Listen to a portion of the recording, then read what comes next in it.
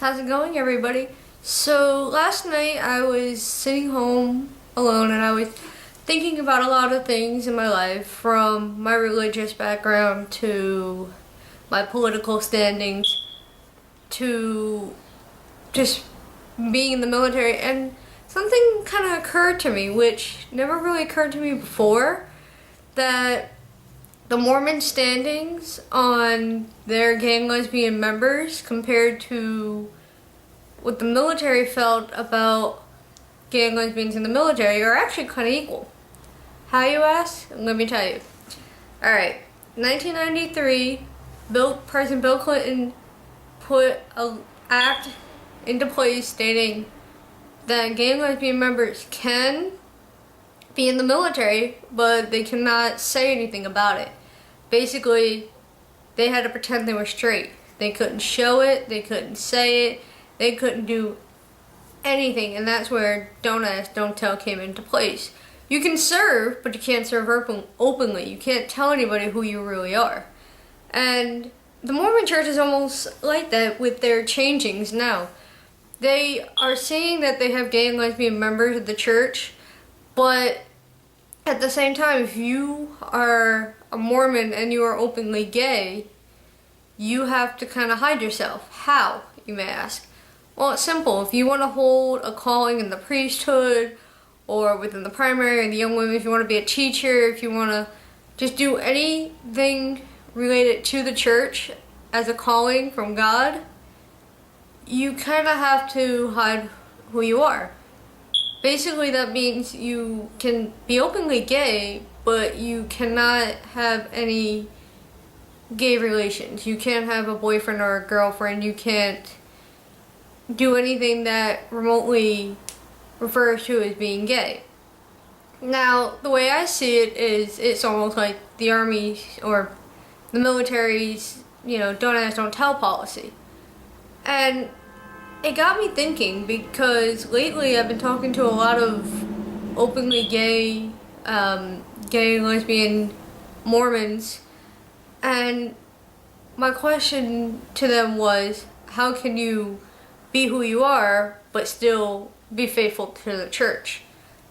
And I've recently met a lot of people who are doing that, and it really breaks my heart, because as a gay Mormon myself, I'm not following those rules. Because at one point, I was openly gay, I was a Mormon, and I was in the Army, and those three things really tore at me, and it completely almost destroyed me. When I came out, I was active duty in the Army, and I would go to church every Sunday. And when I first started coming out, I felt like a big sense of relief, because I finally came out to myself and I knew who I was. But then at the same time, when I went to church, I kind of had to hide who I was and not show them that I was gay, because I had a fear of being excommunicated. So I go to church on Sundays, and then Monday through Friday I'm at work in the Army, and I'm pretending to be this straight married woman. I'll get to that part another time. But I had to pretend to be this straight married woman and, do my job in the Army and hide that fact. And then when I got off of work, I went and hung out with my gay friends who were talking about sex, who were kissing and hugging in front of me, all the things that were against the church and against the military. Now, my question is, to my gay and lesbian friends out there, how do you justify that?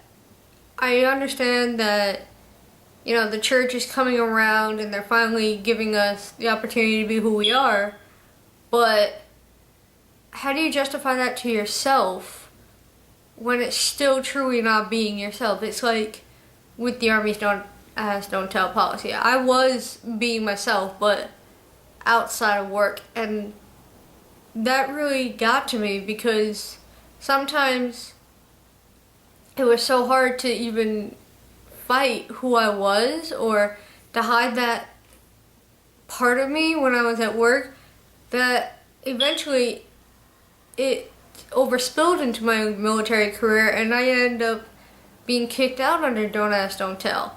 But it's not because of something I did, but it's because someone else found out. And that's really hard for me. Now, I have a friend I recently met through Twitter. He's leaving this week for his mission. He's a young man, and he's gay. Only certain members of his family know. Far as I understand, he has not told the church. And I know he is scared about his mission, that he feels sort of unworthy. And I'm proud of him for going on his mission. But does he really understand the ramifications of being a missionary and preaching God's word of love and understanding when the church itself still doesn't do that as a whole? I speak a lot of politics. I speak a lot of religion. I speak a lot of military. But that's because that's how I was raised. I was raised with an open mind from my dad. And that was the kind of conversations we would have at home. It wasn't the superficial conversations of the Kardashians or Paris Hilton. It was, do you think American history will repeat itself? Do you think Ron Paul will get elected? What do you think about this subject? And it really is who I am. I actually was talking to an ex last night about all this, and she goes to me, she goes, why are you thinking so deep in thought this late at night? It was like 1:30 in the morning. While you're sober. I was like, well, you know me. If I was drinking, the deeper the thought would go. And I'm always thinking. My brain never shuts off. It's probably why I have insomnia.